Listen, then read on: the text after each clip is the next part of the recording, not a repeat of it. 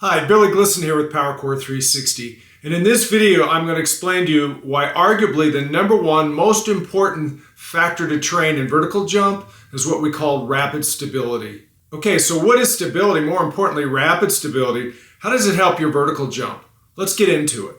Stability is another word for control, and as it relates to vertical jump, we're going to be talking about stability and more importantly rapid stability to the ankle, knees, hips, and spine. Stability comes from small muscles around the ankle, knees, hips, and spine. These small stabilizer muscles play an important role as they fire or contract to hold these joints together, the joints of the ankle, knees, hips, and spine, as you jump and land.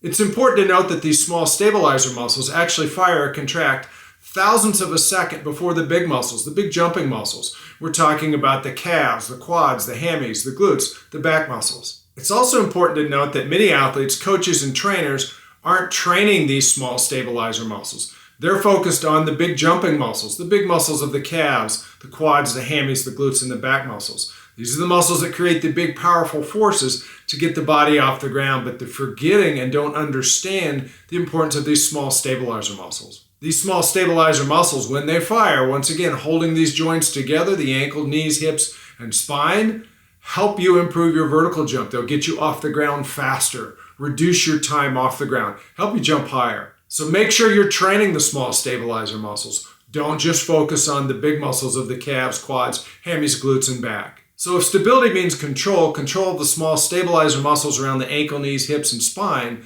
what is rapid stability? Well, it just means these muscles have to fire fast, quickly. When an athlete prepares to jump, they perform a counter movement. In other words, the body, the hips, the legs move down into the ground. This counter movement is very important to improve your vertical jump and vertical jump speed. When the counter movement occurs, the hips move closer to the ground. This action causes the ankle, knees, and hips to bend. So when the ankle, knees, and hips bend, the muscles of the calves, the quads, the hammies, and glutes, they're stretching. They're loading, they're creating elastic energy and getting ready to explosively contract and shorten, moving in the opposite direction. When they move in the opposite direction, they actually extend the ankles, knees, and hips. That helps you jump up fast and high. So this is really important. As the counter movement is performed, the hips start to drop to the ground. The ankle, knees, and hip joints, they bend. This stretches and loads the muscles of the calves, the quads, the hammies, and the glutes, and maybe the back muscles. But as these big muscles are starting to stretch and load to contract and forcibly push you back up off the ground, the small stabilizer muscles around the ankle, knees, hips, and spine have already been working hard to hold these joints together so that as you start to jump, your feet are going to push into the ground. These big muscles, the calves, the quads, the hammies, the glutes, are going to start contracting, shortening, and actually straightening the ankle, knees, hips to push you up off the ground. But once again, these small stabilizer muscles are working hard, diligently, to control the movement of the ankle, knees, hips, and spine. So that there's no lateral movement left and right. All the movement pushing of your feet down into the ground, the big forces from the big muscles. Now we want the body to get pushed up vertically, fast and high. But if the small stabilizers of the ankle, knees, hips, and spine are ignored or not well conditioned, what can happen is this. As the body starts to push up, the feet pushing into the ground, ankle, knees, and hips straightening, we might get lateral movement left and right of the ankle, knees, hips, and spine. Now we're not getting off the ground as quick, we're not jumping as high, it's not as efficient and as effective.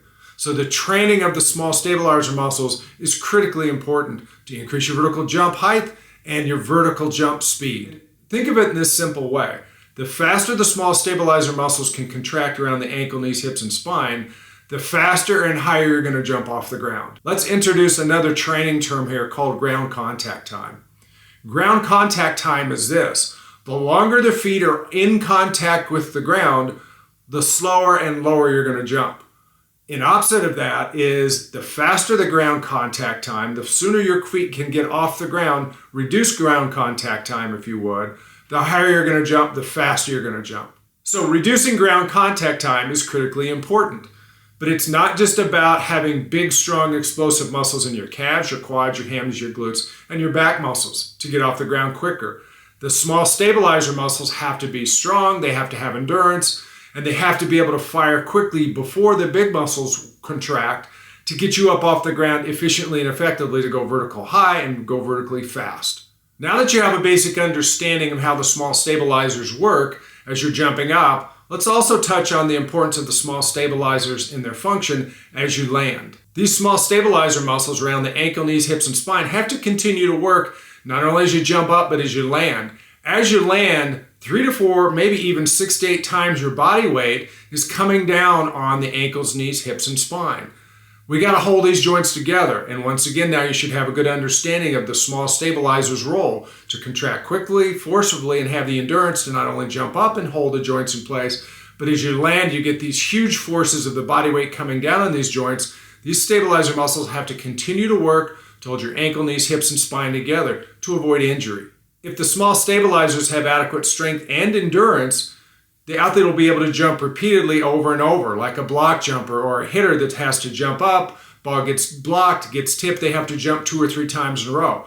We have to have enough strength and endurance in these small stabilizer muscles to hold the joints together as the athlete takes off, and now more importantly, as they land over and over 2 or 3 times in a row as they're performing their sports movements. If the ankle, knee, hip, and spine stabilizers aren't adequately trained, don't have proper strength and endurance, not only will your vertical height and vertical jump speed be impacted, but once again, we're talking about injuries to the ankle, knees, hips, and spine here.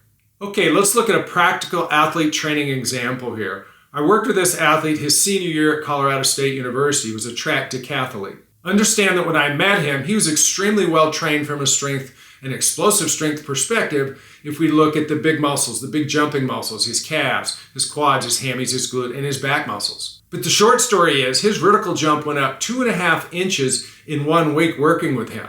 What did we do? Did we work on explosive strength to his calves, hamstrings, quads, glutes, and back muscles? No. We worked on his ability to rapidly stabilize his ankle, knees, hips, and spine as he jumped and as he landed. Look at his first day of training as he jumped with single legs over a 12-inch hurdle. You notice as he jumps up in the air, what we're wanting is his ankle, knees, and hips and spine to go into what we call a Superman jump, to get straight, to get extended.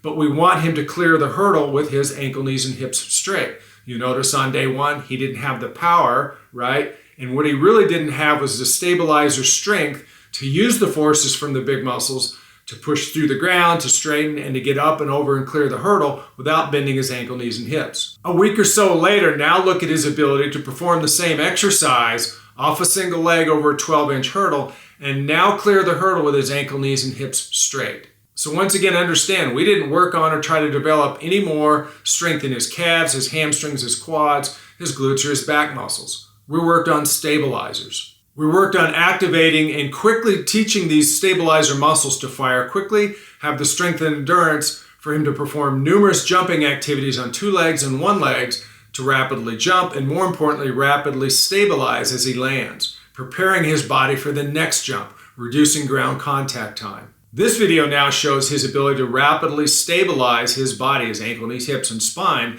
as he went over hurdles on the same leg over and over and over. This is an extremely high-level exercise. Not only does he have to get off the ground fast and high, but he now has his body weight coming down, not only jumping vertically, but horizontally forward.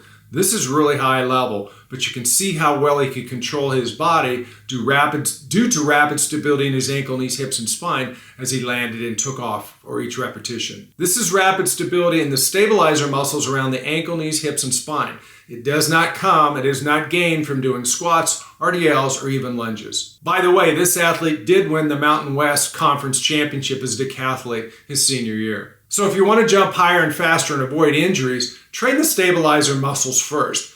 Build stability strength, rapid stability strength in the ankle, knees, hips, and spine. Hey, thanks for watching. If you like this video, like it down below, give us a thumbs up. Subscribe to the channel if you want to see more information, more videos like this. If you need further information on our products, our clinics, our master classes, or anything else about Powercore 360, go to powercore360.com.